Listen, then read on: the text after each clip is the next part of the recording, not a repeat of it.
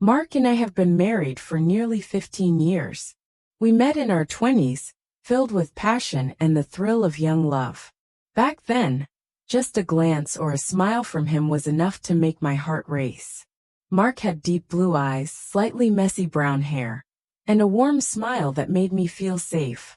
He was the one who made my heart skip a beat, the one I looked forward to seeing every evening when I came home. But as time passed, that intensity faded. We no longer had spontaneous date nights, no longer stayed up talking about dreams and life.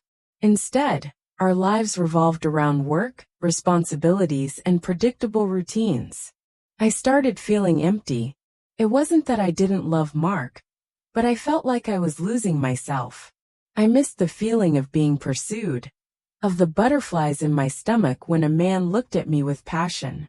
I didn't want to betray my husband, but I also couldn't ignore this longing. One evening, as we sat together in the living room, I decided to say aloud what I had been thinking about for months.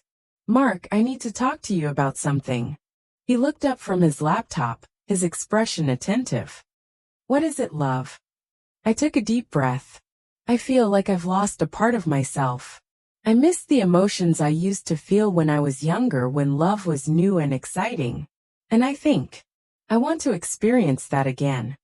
Mark frowned. "What do you mean?" I swallowed hard. I want to try seeing someone else. Not because I don't love you, but because I want to know if I can still feel those things. I want to be honest with you, so I'm telling you instead of keeping it a secret." The air in the room suddenly grew heavy. Mark stared at me in silence, and for a moment, I wished I could take back what I had just said. But I had chosen honesty, and now I could only wait for his reaction. After what felt like an eternity, he spoke, his voice calmer than I had expected. "Are you sure this is what you want?" I nodded, though I wasn't entirely certain of my own conviction. "I think so. I just want to try." He sighed, rubbing his temples. "So what do you expect from me? Do you want my approval?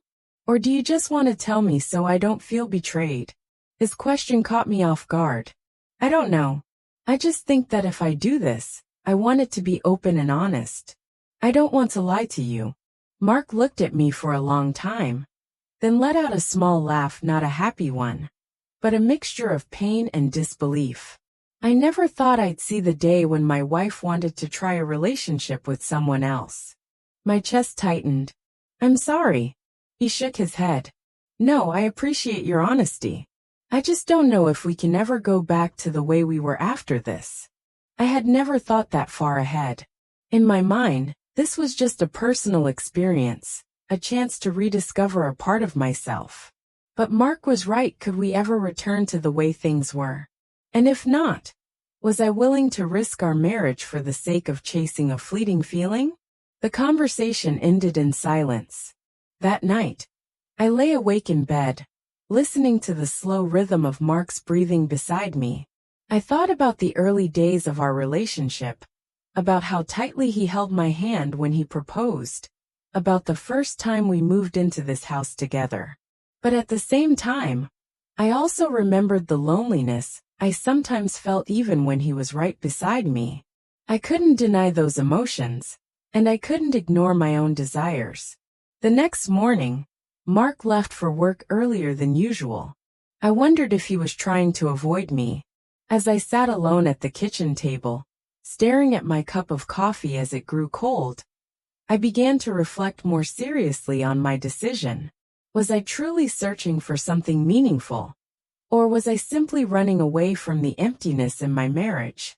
I didn't know the answer, but I knew I had set myself on a path with no clear destination.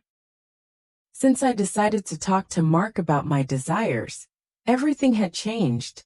I thought he would oppose it, that he would make me reconsider. But no, Mark's consent made me feel like I was stepping into uncharted territory. It was a feeling of both excitement and anxiety, both freedom and inner conflict. At first, I didn't think I'd find anyone who would truly make me feel different. But then I signed up for a dating app. At first, it was just brief messages, simple conversations. Then I met Ethan. Ethan was unlike anyone I had known. He had a confident look, sharp eyes, yet a tenderness that suggested he knew exactly what he wanted and how to get it. Our first meeting was at a quiet cafe outside the city center. The tranquil atmosphere seemed to create a barrier, as if he and I were the only two people left in the world. You have a beauty that's not immediately obvious, but once you see it, you can't forget it, Ethan said, his voice warm and captivating. I smiled, feeling a flutter in my chest. It had been a long time since someone had said something like that to me. Something that made me feel important, alluring. You really think so? I asked, unable to hide my surprise in my voice. Yes, he smiled, his eyes conveying something deeper. That's why I wanted to meet you. Each time I saw Ethan, the feelings grew stronger. I couldn't deny that he made me feel alive again. We had dinners together, engaging in captivating conversations that seemed endless. He always knew how to make me feel like I was the center of attention, and I began to enjoy it.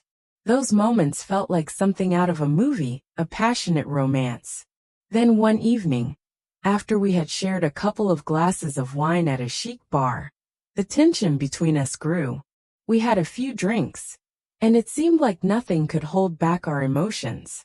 Ethan looked at me, his gaze darkening, as if he was carefully observing every detail of me. Tell me what you want, he whispered, his voice low and seductive. I couldn't answer immediately. In truth, I had thought about this moment many times, but I couldn't find the right words. I only knew that I didn't want to keep the uncertainty any longer. I'm not sure what I want, I admitted, my hand gently holding the wine glass, yet unable to stop staring into his eyes. He didn't pull away. Yes, you do, he replied, almost smiling confidently. You know exactly what you want deep inside. Suddenly, the space around us seemed to disappear. I could feel Ethan's breath close to mine, as if he was waiting for me to open up. His hand brushed lightly against mine, a subtle touch that made my heart race. It was something I hadn't felt in a long time. He leaned in closer, his lips just inches from mine. I could hear my own breath quicken. Then he whispered, "What if I could make you feel things you've forgotten?" I couldn't resist. I couldn't stop thinking about the emotions he stirred in me. Yes, I had been searching for something different, something I thought I had lost in my current marriage. And now, that feeling was right in front of me, in the fiery gaze of Ethan. We didn't need to say anything more. His actions had already decided everything. I didn't pull my hand back, didn't retreat. And in that moment, I felt like I had let go of a part of myself to step into a new world. When his lips touched mine, I didn't think of Mark anymore. I didn't think of the words I had said to him, or what would happen afterward. Everything around me was just the longing, the uncontrollable desire. A part of me felt like I was betraying him, but another part of me felt like I was finding myself again, reconnecting with things I had forgotten long ago. The week after that night, I couldn't stop thinking about Ethan. Everything became unclear. Every time I looked into Mark's eyes, I felt like I was betraying him. It was an uncomfortable feeling, but there was also a part of me that felt free, as if I was finally living for myself after so many years. Mark hadn't changed. He was still the husband I had been with for all these years, still the man I once loved, but I couldn't deny that I had changed. And that was what made me uneasy. One afternoon, while Mark was on a business trip, I received a message from Ethan. We hadn't seen each other for a few days, and the absence of him made me suffocate. Ethan's message wasn't just a simple check-in. He wanted to meet.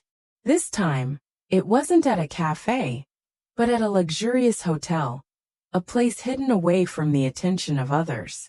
I hesitated for a long time. In my mind, images of Mark and the promises I had made to him kept flashing. But something inside me urged me forward, as if I couldn't stop now, as if I needed to experience this to know what I really wanted. I decided to go. The hotel wasn't like any place I had been before.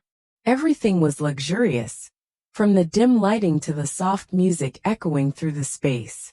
When I walked into the room, Ethan was standing near the window, the faint light from outside casting a dreamlike glow over his face. He turned around to look at me, his eyes lighting up as if he had been waiting for this moment his whole life. "You came," he said, his voice warm yet commanding.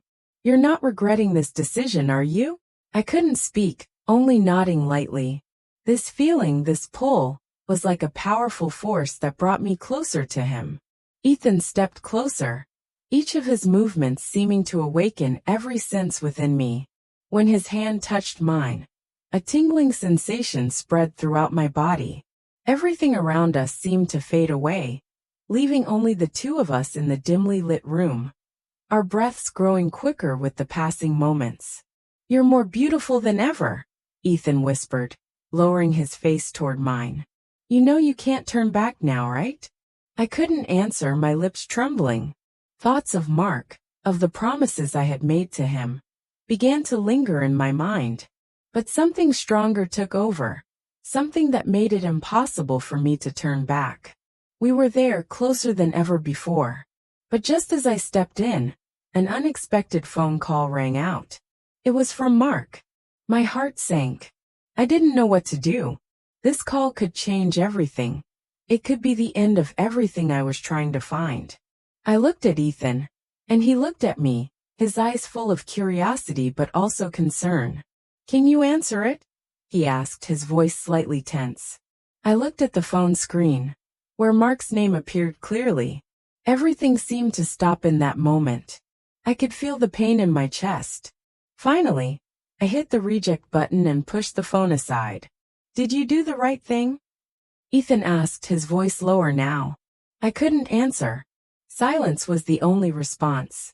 I stepped closer to Ethan, my hand shaking. A feeling of longing and guilt welled up inside me. Could I live with this decision?